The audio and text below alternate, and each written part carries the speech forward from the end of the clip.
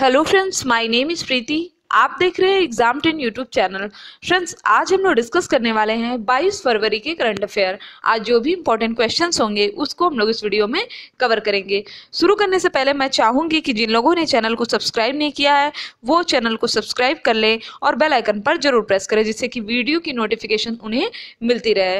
Video को शुरू करने से पहले मैं चाहूंगी कि अगर आप पूरे वीडियोज देखना चाहते हैं करंट अफेयर के, तो आप नीचे ये जो लिंक दिया हुआ है इस पे पीडीएफ पे डायरेक्टली क्लिक करेंगे तो आप सीधे प्लेलिस्ट में पहुंच जाएंगे और वहां पे करंट अफेयर के सभी वीडियोस देख सकते हैं। तो आइए शुरू करते हैं टॉपिक को। आज का हमारा पहला क्वेश्चन है, विश्व खेल पुरस्कारों में वर्ष के सर्वश्रेष्ठ पुरुष खिलाड़ी का पुरस्कार किसे मिला।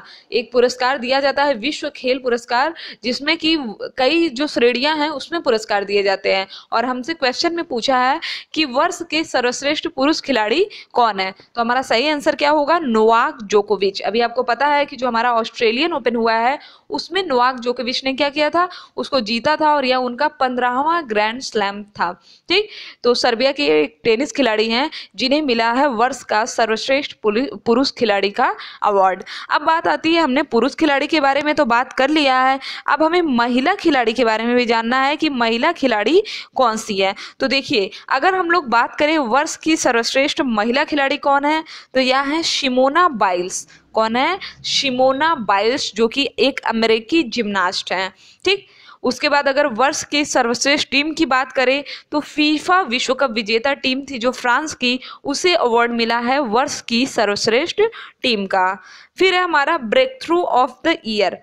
पहली ग्रैंड स्लैम विजेता थी नाओमी ओसाका। आपको पता है कि नाओमी ओसाका ने ऑस्ट्रेलियन ओपन को पहली बार जीता है, या एक जापानी प्लेयर हैं, इन्होंने पहली बार ग्रैंड स्लैम को जीता है, इसलिए इन्हें breakthrough of the year का अवार्ड दिया गया। इन्होंने 2018 का जो यूएस ओपन हुआ था उसमें भी अवार्ड जीता था, और उसके बाद जो हमारा ऑस्ट्रेलियन ओपन हुआ है उसमें भी इन्होंने जीता है।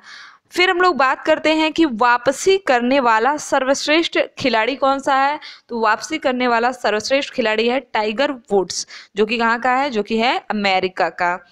फिर अगर हम लोग बात करें कि ये जो श्रेणी है हमारा कि वापसी करने वाले सर्वश्रेष्ठ खिलाड़ी का, इसमें किस भारतीय को नामित किया गया था, तो इसमें विनेश फोगाट, जो कि एक महिला भारतीय पहलवान है, इनको नामित किया गया था। हालांकि ये अवार्ड इन्होंने नहीं जीता, टाइगर वुड्स ने जीता, लेकिन यह इस वर्ग में नामित होने वाली भारतीय हैं।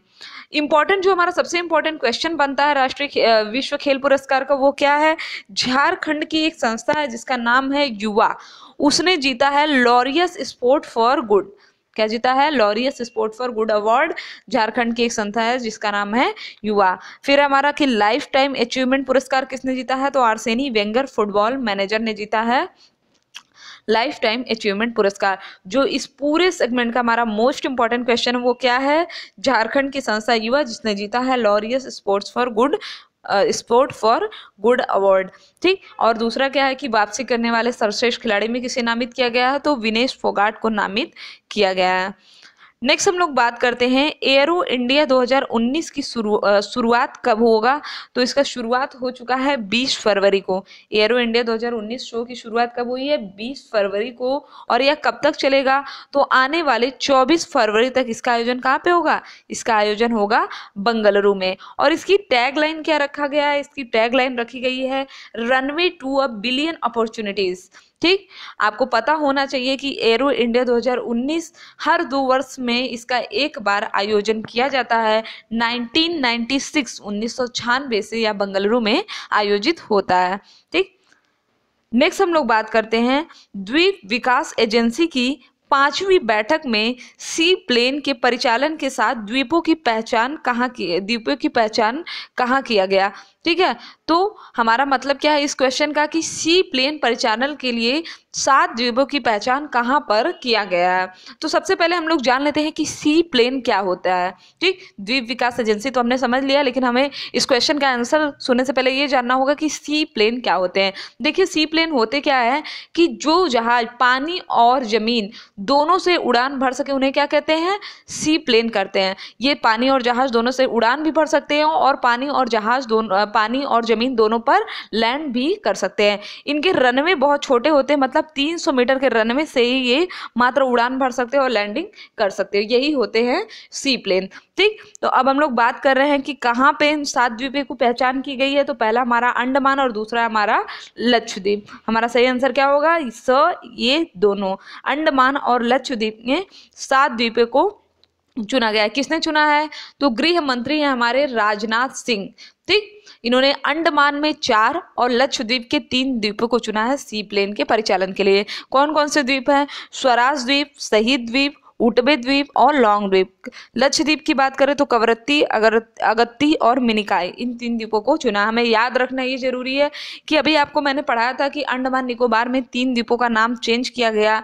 तो स्वराज द्वीप और शहीद द्वीप तो बदले हुए नाम है। इन द्वीपों का पूर्व नाम 31 दिसंबर 2018 से पहले इन द्वीपों का नाम क्या था, आपको कमेंट बॉक्स में बताना है। मैं पूरे जनवरी में आपको क्वेश्चन बार बार रिपीट करके पढ़ाई हूँ। तो देखते हैं कि आपने कितने कॉन्सेंट्रेशन के साथ पढ़ाई किया, आपको कमेंट बॉक्स में बताना है।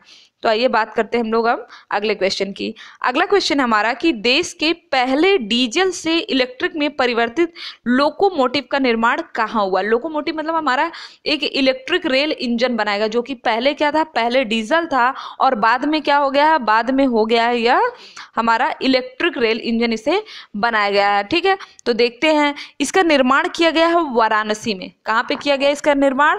वाराणसी में। इसका इस्तेमाल कहाँ पे किया जाएगा? इसका इस्तेमाल किया जाएगा मालगाड़ी में। यह पूरी तरीके से प्रदूषण मुक्त होगा और इसकी स्पीड जो होगी डीजल इंजन से भी ज्यादा होगी। ठीक, अब वाराणसी अगर आ ही गया है क्वेश्चन में, तो इससे हमारे क्या क्या इंपॉर्टेंट क्वेश्चन बन सकते हैं उनको भी देख लेते हैं। पहला क्वेश्चन हमारा बनता है कि मल्टी मॉडल टर्मिनल प्रोजेक्ट कहाँ पे शुरू किया गया है? या शुरू किया गया है अंतर्देशीय जल विभाग प्राधिकरण के द्वारा वाराणसी में। फ्रेट विलेज कहाँ पे बनाया जा रहा है? वाराणसी में। मोस्ट इंपॉर्टेंट क्वेश्चन है हमारा कि अंतरराष्ट्रीय चावल अनुसंधान संस्थान का क्षेत्रीय कार्यालय कहाँ पे बनाया गया? भारत में वाराणसी में। अगर हम लोग इस तरह बात करें कि अंतरराष्ट्रीय चावल अनुसंधान संस्थान कहाँ पे है, तो मनीला फिलीपींस में है अंतरराष्ट्रीय चावल अनुसंधान संस्थान। ठीक, इसके अलावा वाराणसी में चलाया गया था अलकनंदा क्रूज, जो कि एक लग्जरी क्रूज है। और क्या इंपॉर्टेंट क्वेश्चन है? वाराणसी में मनाया गया था हमारा जनवरी में 21 से 23 जनवरी के बीच मनाया गया था भारतीय प्रवासी सम्मेलन, जबकि दिवस कब मनाया जाता है? 9 जनवरी को। और इसके मुख्य अतिथि कौन थे? प्रविंद जगन्नाथ, मॉरिशस के पीएम। और हमारा जो और अगला क्वेश्चन है वो ट्रेन 18 से है कि ट्रेन 18 जिसका नाम बदल करके वंदे भारत एक्सप्रेस रख दिया गया, उसका संचालन वाराणसी और दिल्ली के बीच होगा। ठीक, उसके डिब्बे, उसका जो इंजन बना था उसे कहाँ बनाया गया था? तो उसे चेन्नई में बनाया गया था। ठीक है, तो ये है हमारे वाराणसी से बनने वाले क्वेश्चन। अब ऑप्शन भी थोड़ा सा देख लेते हैं। अगर इलाहाबाद की बात करें तो उसका नाम चेंज करके क्या कर दिया गया है? प्रयागराज। जौनपुर की अगर हम लोग बात करें तो सबसे ज्यादा जो सेक्स रेशियो कहाँ पे है? वो है हमारा जौनपुर में। और जौनपुर को ही कहा जाता है सिराजे हिंद, जिसे बनवाया था फिरोज शाह तुगलक ने अपने भाई मोहम्मद बिन तुगलक, या जिसे हम लोग जूना खान के नाम से जानते हैं, उसकी याद में। ठीक है, चलिए अगले क्वेश्चन की बात करते हैं। अगला क्वेश्चन हमारा, एक स्वस्थ भारत सम्मेलन का आयोजन कहाँ पे हुआ? तो एक स्वस्थ भारत का सम्मेलन हुआ है नई दिल्ली में। ठीक है, मैक्सिमम अगर हम जो भी समिट्स देखते हैं वो कहाँ पे होते हैं? नई दिल्ली में है। ठीक, फिर हमारा कि Sikaria mega food park private limited का उद्घाटन हुआ है। कहाँ पे इसका उद्घाटन किया गया है? त्रिपुरा में। और यह त्रिपुरा का पहला मेगा फूड पार्क है। त्रिपुरा की राजधानी है अगरतला और अगरतला में ही इस मेगा फूड पार्क को खोला गया है। ठीक, और अगर बात करें तो अपनी तरह का यह देश में 18वां मेगा फूड पार्क है। इसके अलावा त्रिपुरा के बारे में एक फैक्ट आप लोग और जान लीजिए। बीपीएससी में एक क्वेश्चन आया था कि त्रिपुरा ने किसे अपना राजकीय फल घोषित किया है? तो क्वीन अनानास को घोषित किया था त्रिपुरा ने अपना राजकीय फल। और त्रिपुरा 3 तरफ से बांग्लादेश के साथ सीमा बनाता है। इसके बीच की जो लाइन है उसे क्या कहते हैं? जीरो लाइन कहते हैं, 0 डिग्री लाइन कहते हैं त्रिपुरा और बांग्लादेश की सीमा को। ठीक है, चलिए अगले क्वेश्चन की बात करते हैं। अगला क्वेश्चन हमारा कि फेस्टिवल ऑफ इंडिया की शुरुआत कहाँ पर हुआ है? तो फेस्टिवल ऑफ इंडिया की शुरुआत हुई है नेपाल में, 19 फरवरी को इसकी शुरुआत हुई है, जिसका समापन होगा 21 मार्च 2019 को। ठीक, तो आज के लिए हमारे ये थे इंपॉर्टेंट क्वेश्चन। अब हम लोग जो हमारे कल के इंपॉर्टेंट क्वेश्चन थे उसका रिवीजन करेंगे। तो शुरू करते हैं, देखते हैं आपने कितने क्वेश्चंस को याद किया। मैं पहले क्वेश्चन बोलूंगी, आपको 1 से 2 सेकंड का टाइम मिलेगा उसका आंसर सोचने का। तो पहला क्वेश्चन था हमारा कि किस देश के राष्ट्रपति भारत के दौरे पर आए हैं?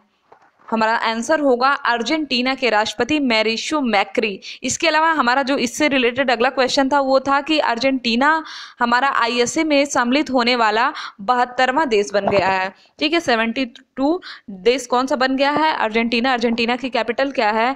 हमारा अर्जेंटीना के कैपिटल है ब्यूनस आयर्स। और इसी का 73वां देश कौन सा बन गया है? तो सऊदी अरब बन गया है इसका 73वां देश, जिसने अंतरराष्ट्रीय सौर गठबंधन समझौते पर हस्ताक्षर किया है। ठीक, फिर था हमारा अगला क्वेश्चन कि युद्धाभ्यास वायु शक्ति 2019 का आयोजन कहाँ हुआ? इसका आयोजन हुआ है राजस्थान के पोखरण रेंज में। ठीक, नेक्स्ट था हमारा कि गुरु रविदास जयंती का आयोजन कब होता है? तो यह हुआ है 19 फरवरी को। इनका जन्म हुआ था 1450 ईस्वी में वाराणसी में। फिर था हमारा कि किसे स्पेन का प्रतिष्ठित पुरस्कार Grand Cross of Order of Civil Merit दिया गया है? तो मैंने आपको बताया था किसे दिया गया है। यह दिया गया सुषमा स्वराज को, हमारी विदेश मंत्री, जो कि बुल्गारिया, मोरक्को और स्पेन के दौरे पर गई थी 4 दिवसीय यात्रा पर। स्पेन में जब यह पहुंची तो उन्हें यह अवार्ड दिया गया था। क्यों दिया गया? 2015 में आपको याद होगा कि नेपाल में एक भूकंप आया था और उसके लिए भारत सरकार ने ऑपरेशन मैत्री चला करके 71 स्पेनिश नागरिकों को बचाया था। इसी के लिए विदेश मंत्री हमारी सुषमा स्वराज को दिया गया है स्पेन का प्रतिष्ठित पुरस्कार। चलिए नेक्स्ट बात करते हैं कि किस महिला क्रिकेट खिलाड़ी को शिव छत्रपति पुरस्कार दिया गया? तो स्मृति मंधाना को दिया गया है शिव छत्रपति पुरस्कार। अगला था हमारा कि कतर ओपन 2019 किसने जीता? तो एलिस मॉर्टेंस ने जीता था कतर ओपन।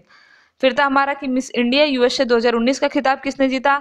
तो मिस इंडिया यूएसए 2019 का खिताब जीता है किम कुमारी ने। ठीक है, अगला था हमारा कि नामवर सिंह का निधन हो गया। वह क्या थे? वह एक हिंदी के प्रसिद्ध साहित्यकार और आलोचक थे। तो ये थे हमारे आज के इंपॉर्टेंट क्वेश्चन।